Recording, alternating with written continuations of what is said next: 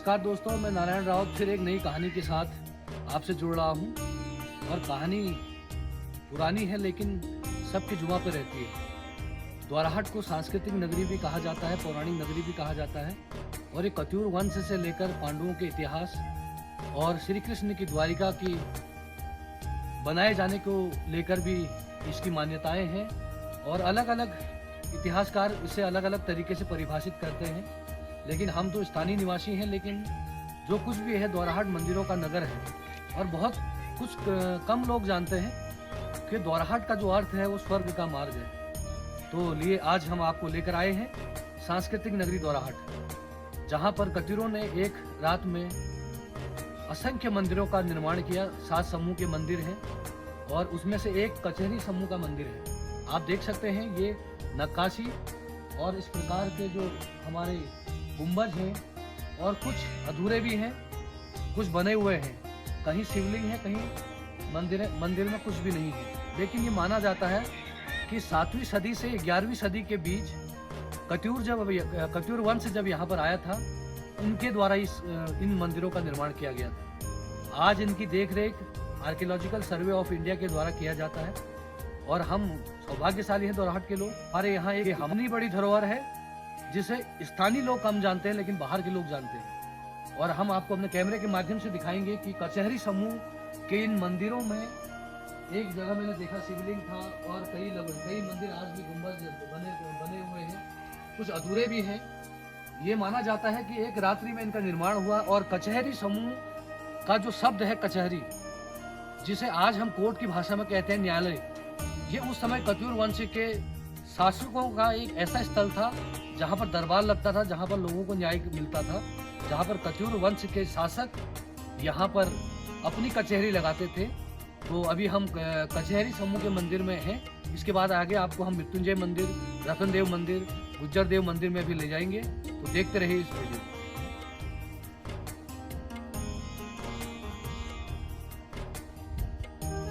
इधर शिवलिंग भी है।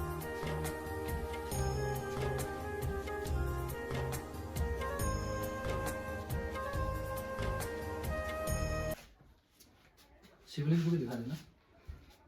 तो कचहरी मंदिर के अंदर हमें एक मंदिर के अंदर शिवलिंग मिला है।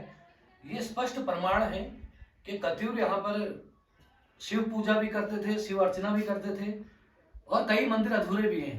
तो जो समय उनको मिला, उन्होंने उसमें मंदिरों का निर्माण किया। और उस वंश के समय स्पष्ट तौर पर हमारे धर्म को आगे बढ़ाने में कत्यूर वंश का बहुत बड़ा योगदान रहा। वर्टिकल तो तू ऐसे शॉट ले लेना रील के लिए, ठीक है? तू जो वर्टिकल लेगा ना, ये है कचहरी समूह के अंदर कत्यूर वंश का कुआं। एक तरीके से हम कह सकते हैं कि उस समय उन्होंने पानी को एकत्रित करने की जो व्यवस्था की थी, वो अभी भी उनके प्रमाण यहाँ पर हैं। आज भी यहाँ पर नौले हैं, धारे हैं। और कत्यूर वंश के समय में एक तरीके से जल संरक्षण का ये स्पष्ट नमूना आज भी यहाँ पर उपस्थित है, जिसे हम आज की भाषा में कुआं कहते हैं। उन्होंने भी अपने समय में पानी को एकत्रित करने के लिए, या कोई और प्रमाण भी हो सकते हैं, यहाँ पर ये कुआं दिखाई दे रहा है। इसके अलावा अधूरे जो गुंबज है वो भी यहाँ पर है। अधूरे गुंबज भी, गुंबजों के पीछे ये कहानी है कि जब वो इन मंदिरों का निर्माण कर रहे थे, तो उनके सम्मुख एक चुनौती ये थी कि इतिहासकार कहते हैं कि एक दिन के अंदर उन्होंने इन सारे मंदिरों का निर्माण करना था। लेकिन जैसे ही उजाला हुआ तो कुछ मंदिर अधूरे रह गए।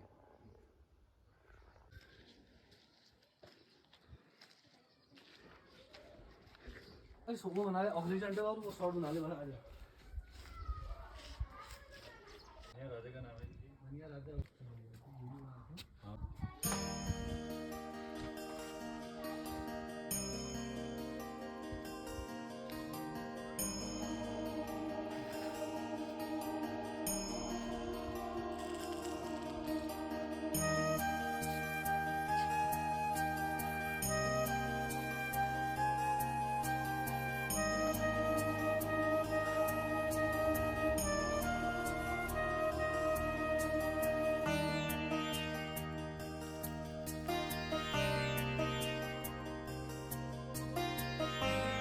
अब हम हैं मनियान समूह मंदिर में। और मनियान का अर्थ है कि मनियान नाम के कोई राजा जो कत्यूर वंश के समय शासन करते थे, ये उनके द्वारा उनके उसमें यहाँ पर राजकाज चला। कत्यूरों के द्वारा मंदिरों का समूह तो हुआ, जैसे आप इससे पहले हम मंदिर में गए थे, हमने आपको बताया था, वैसे ही मनियान राजा का शासनकाल के दौरान यहाँ पर राजकाज चलाया जाता था। और इस मंदिर के बाहरी आकृति के बारे में बताना चाहूँगा। मंदिर जितने भी हैं दोराहाट के हमारे आर्कियोलॉजिकल सर्वे ऑफ इंडिया के अंदर, वो सब उनकी संरक्षण में देख रेख में होता है। मैं आपको एक विशेषता ये दिखाना चाहता हूँ कि ये जो बेजोड़ नमूना है, ये कलाकृति है, ये जो हमारे उस समय के हम एक तरीके से कह सकते हैं कि जो हमारे जो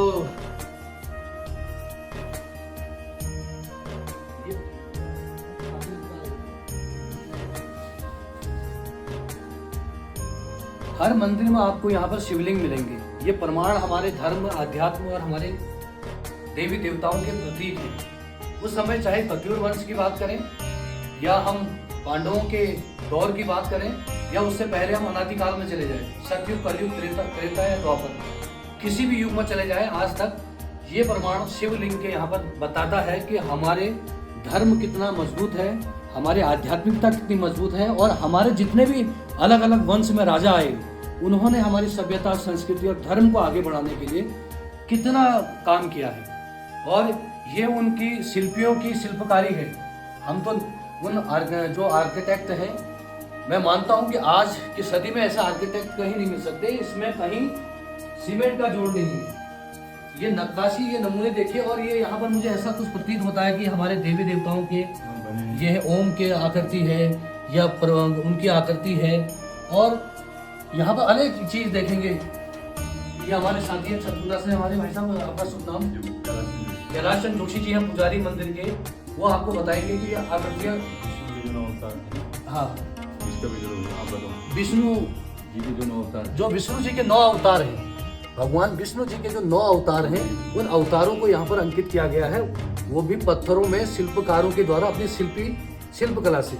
और ये देखिए, ये एक स्तंभ है, ये एक पिलर है, और इस पिलर में आप देखिए कहीं पे सीमेंट या इसको रोकने की कौन सी वो टेक्नोलॉजी होगी, आज के वैज्ञानिक युग में हमारे साइंटिस्ट भी नहीं बता सकते। लेकिन उन्होंने इन पत्थरों को नकाशते हुए, इन पत्थरों को ऐसे डिजाइन करते हुए, एक तरीके से लॉक कहते हैं जिसे हम आज के समय में इंटरलॉक जो वर्ड यूज होता है आज के वर्ड में साइंटिफिकली, ये देखिए इंटरलॉकिंग हुई है इसमें पूरी।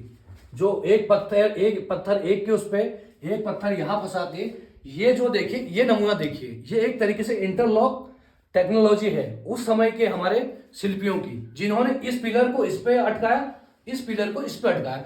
इस तरीके से उन्होंने बिना सीमेंट, कंक्रीट और बिना उसके पत्थर को पूरे मंदिर का निर्माण कर दिया। और ये अविश्वसनीय है, अकल्पनीय है, लेकिन ये देवभूमि का सत्य है कि हमारे कत्यूर वंश के शासकों ने, कत्यूरों ने, और कुछ जो इतिहासकार कहते हैं पांडवों ने, उन्होंने इन मंदिरों का निर्माण किया, जिसे ना वैज्ञानिक नकार सकते हैं, ना धर्म नकार सकता है, ना आज के युग का कोई व्यक्ति नकार सकता है। इसलिए हम नतमस्तक होकर अपने आध्यात्म को, अपने धर्म को हमेशा नमन करते हैं। हर मंदिर में शिवलिंग है, हर मंदिर की नक्काशी है, और यही उन शिल्पियों की एक कला थी जो आज केवल सपना बन के रह गई है।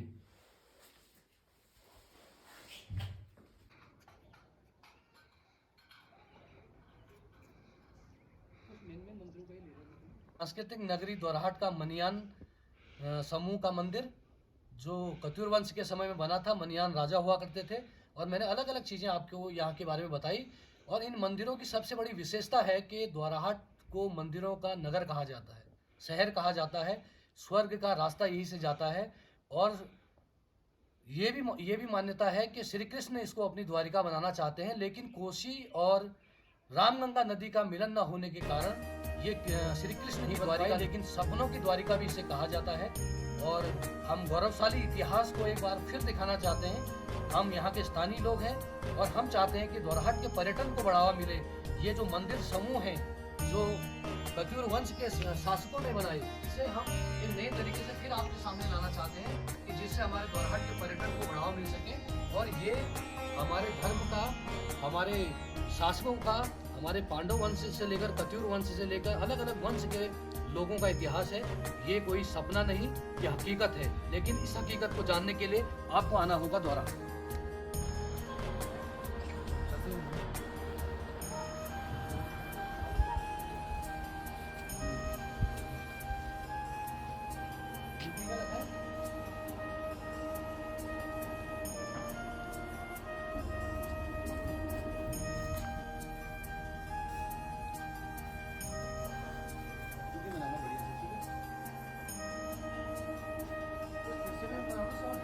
सही रहता है।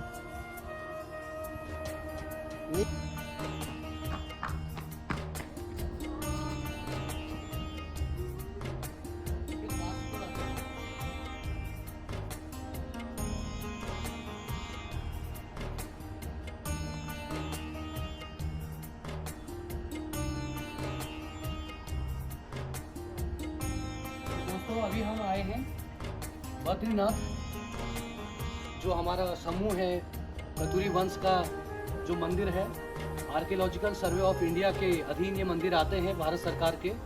और इससे पहले की कहानियाँ हमने आपको रतनदेव मंदिर के बारे में बताया, मनियान मंदिर समूह के बारे में बताया। अब हम बद्रीनाथ मंदिर समूह के बिल्कुल मंदिर समूह के अंदर हैं। ये कत्यूर वंश के समय में इनका निर्माण हुआ और कहा जाता है कि एक रात्रि में ही सारे मंदिरों का निर्माण होना था, इसलिए कई मंदिर अधूरे रह गए। हमारे कई साथियों को पता नहीं होगा, कई लोग आदि बद्रीनाथ जाते हैं, केदारनाथ जाते हैं, चार धाम जाते हैं, लेकिन मेरा ऐसा मानना है कि जो हमारे कत्यूर वंश के राजाओं ने यहाँ पर मंदिर निर्माण किया, अगर हमारे भक्तजन यहाँ पर दर्शन के लिए आए तो ये चार धाम से कम नहीं है। साक्षात भगवान विष्णु यहाँ पर विराजमान है। और पर्यटन की दृष्टि से, धार्मिकता के आधार पर मैं ये कहना चाहता हूँ कि जितने भी इतिहासकार रहे हैं, चाहे वो दांडे, बद्रीधर या दूसरे इतिहासकार रहे हों, अलग अलग भ्रांतियाँ और किंवदंतियाँ इनके बारे में हैं, लेकिन सबका अगर निचोड़ हम निकालें तो ये माना जाता है कि कत्यूर वंश के शासक यहाँ पर रहे और उनके राजा यहाँ पर रहे और उन्हीं के शासनकाल में हमारे इन भव्य मंदिरों का निर्माण हुआ। तो उस समय भी धर्म को आगे बढ़ाने के लिए, धर्म भारतीय संस्कृति को, धार्मिकता को आगे बढ़ाने के लिए उस समय के शासकों ने भी बहुत काम किया। और ये साक्षात बद्रीनाथ मंदिर के भगवान बद्रीनाथ यहाँ पर विराजमान हैं। तो ये हमारे द्वारहाट के आर्कियोलॉजिकल सर्वे ऑफ इंडिया के अंदर आने वाले अलग अलग मंदिर समूहों की कहानियों में से एक कहानी है। जब आप इस मंदिर में आएंगे तो आपको पता चलेगा भगवान विष्णु यहाँ पर विराजमान है और ये हमारे धर्म के प्रतीक हैं। हम उनको प्रणाम करते हुए अगले मंदिर की ओर चलेंगे।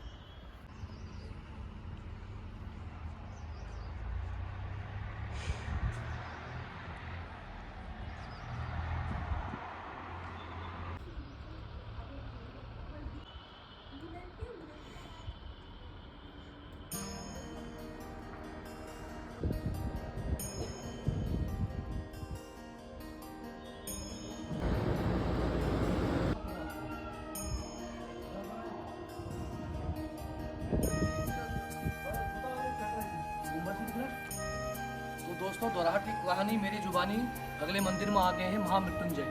भगवान शिव अनादिकाल से पृथ्वी की रचना से लेकर आदि शक्ति के रूप में पूजे जाने वाले भगवान शिव शंकर के धाम मृत्युंजय मंदिर में हम उपस्थित हैं। ये भी द्वारहाट के अंतर्गत 7 मंदिर समूह के अंतर्गत आता है महामृत्युंजय मंदिर। और यहाँ पर सैकड़ों शिव भक्त बाहर से भी आते हैं, सड़क से लगा हुआ है। और इस मंदिर की भी देख रेख आर्कियोलॉजिकल सर्वे ऑफ इंडिया करती है। साक्षात भगवान शिव विराजमान है। हम आपको दिखाएंगे कि भक्तों का तांता लगा रहता है और महादेव साक्षात रूप में यहाँ पर विराजमान है। और वही नक्काशी के बारे में बताऊंगा जो हमारे शिल्पियों ने, हमारे उस समय के आर्किटेक्टर ने जो बनाया था। देखिए मैंने बताया कि जो इंटरलॉक आज के डेट में जो बोला जाता है इंटरलॉक टेक्नोलॉजी, हमारे उस समय के शिल्पियों ने पत्थर से पत्थर को जोड़ के इन मंदिरों का निर्माण किया। न इनमें आपको सीमेंट, रेता, कंक्रीट कुछ भी नहीं, केवल पत्थर पर नक्काशी करके कत्यूर वंश के शासकों ने अपने शिल्पियों से इन मंदिरों का निर्माण करवाया। और आज के समय में केवल ये कल्पना की जा सकती है कि हम इस प्रकार के मंदिर बना सकते हैं। आज इसी जो टेक्नोलॉजी है, इसी के आधार पर हमारा भव्य राम मंदिर भी बनने जा रहा है। लेकिन 7वीं से 11वीं शताब्दी के समय, आज से सैकड़ों वर्ष, आज से कई वर्ष पहले हमारे धरती पर कत्यूर आए। उन्होंने दोरहाट में यहाँ पर निवास किया और ये माना जाता है कि कत्यूरों ने जब मंदिरों का निर्माण किया तो इस प्रकार से उनके शिल्पियों ने एक रात्रि में ऐसे मंदिरों का निर्माण कर दिया। ये अद्भुत है, अकल्पनीय है, लेकिन विश्वसनीय है। ये केवल बातों तक सीमित नहीं है, कहने में बड़ा अच्छा लगता है, लेकिन सत्य प्रमाण आपके आगे हैं।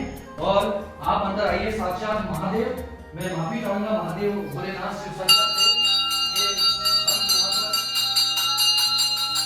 ये भोलेनाथ मृत्युंजय मंदिर साक्षात रूप से यहाँ पर विराजमान है और महादेव के दर्शन करने के लिए सैकड़ों हजारों भक्त यहाँ पर आते हैं। 4 धाम उत्तराखंड है, लेकिन उत्तराखंड के मंदिरों का नगर अगर कहीं कहा जाता है वो दोराहाट है।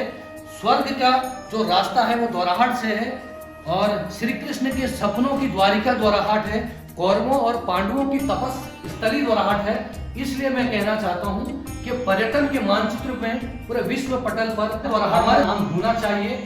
ये मंदिर समूह हमारे केवल न इतिहास के बारे में बताते हैं, बल्कि ये दर्शाते हैं कि अनादिकाल में भी 7वीं से 11वीं शताब्दी में भी हमारे जितने भी, चाहे कत्यूर वंश था, पांडवों का दौर था और उसके बाद जो राजा आए, उन्होंने हमारे सनातन हिंदू धर्म के ध्वजा पताका को फहराने के लिए समय समय पर काम किया। इतने विशाल मंदिरों का निर्माण किया।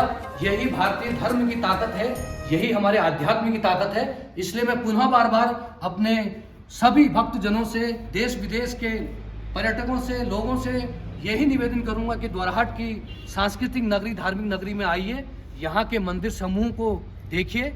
ये हमारे धर्म, आस्था, विश्वास, भक्ति और शक्ति के प्रतीक है। मैंने आज सुबह कौन सा देखा, तुम्हारा कुछ देखा?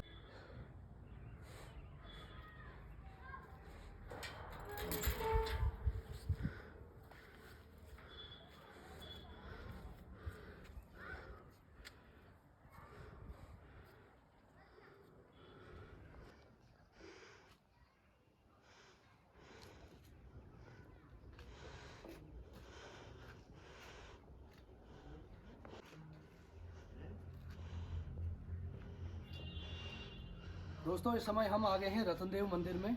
8 मंदिर समूहों में रतनदेव मंदिर समूह भी एक है। राजा रतनदेव ने उस कत्यूर वंश के समय में शासन किया होगा। जैसे और मंदिर हैं वैसे ही 8 मंदिर समूह में रतनदेव मंदिर भी आता है।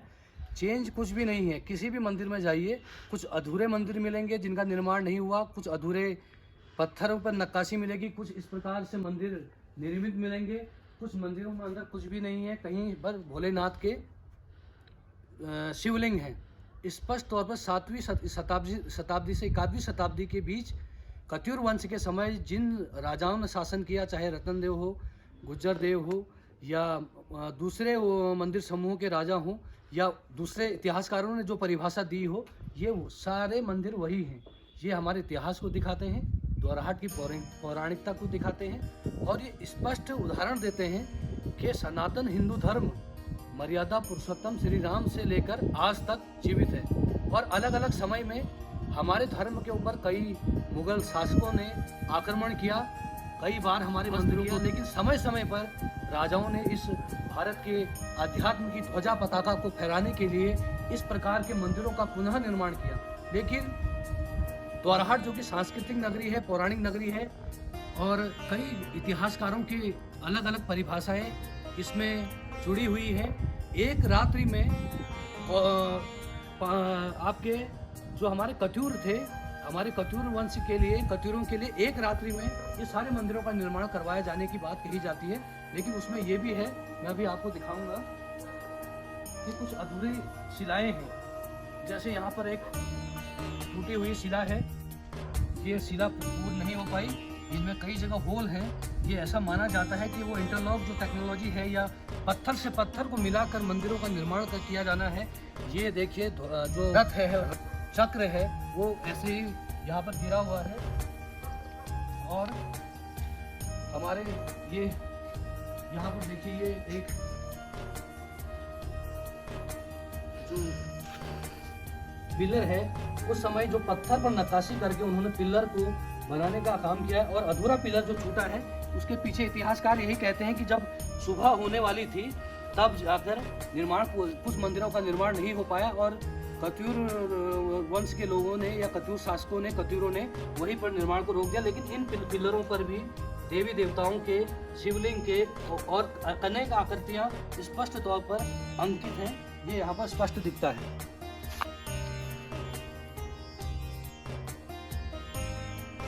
मंदिर के गुंबज पर जो चक्र रखा जाता है, ये चक्र यहाँ पर रखा गया है।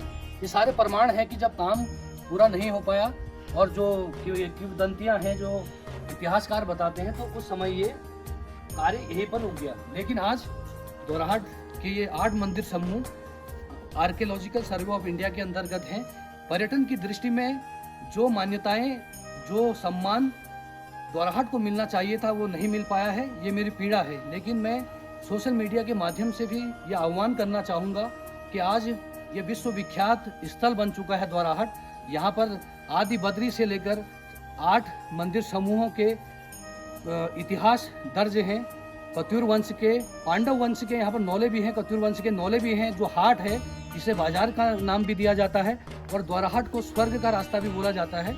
और इसी के साथ यहाँ पर 6000 वर्ष पूर्व जिन महायोगी ने धरती पर जन्म लिया, जो अजरा अमर है, महाअवतार बाबा जी जिन्होंने क्रिया योग की दीक्षा दी, उनकी गुफा भी यहाँ पर स्थित है। और परमहंस योगानंद जी जिन्होंने भारतीय अध्यात्म, भारतीय धर्म और भारतीय सेवा को पूरे विश्व में विख्यात किया, परमहंस जी का आश्रम भी यहाँ पर है। माँ दुनागिरी साक्षात यहाँ पर पिंडी स्वरूप में विराजमान है। महादेव विमांडेश्वर में विराजमान है। और केवल धर्म, संस्कृति और इसी क्षेत्र में नहीं, एजुकेशन के क्षेत्र में भी दोराहाट बहुत आगे है। इंजीनियरिंग कॉलेज से लेकर, डिग्री कॉलेज से लेकर, आपके पॉलिटेक्निक कॉलेज से लेकर यहाँ एजुकेशन का भी हब है। तो हम ये मानते हैं अपने आप को सौभाग्यशाली कि हमारे दोराहाट में हर क्षेत्र में प्रगति की है। लेकिन एक ज़रूरत है हम सबको मिलकर इसे पर्यटन के मानचित्र पर प्रमुखता से लाने की। इसीलिए मैंने आज ये प्रयास किया है। आई थिंक, मुझे लगता है कि आप लोगों को मेरा ये प्रयास अच्छा लगा होगा और आप अपना आशीर्वाद दीजिएगा।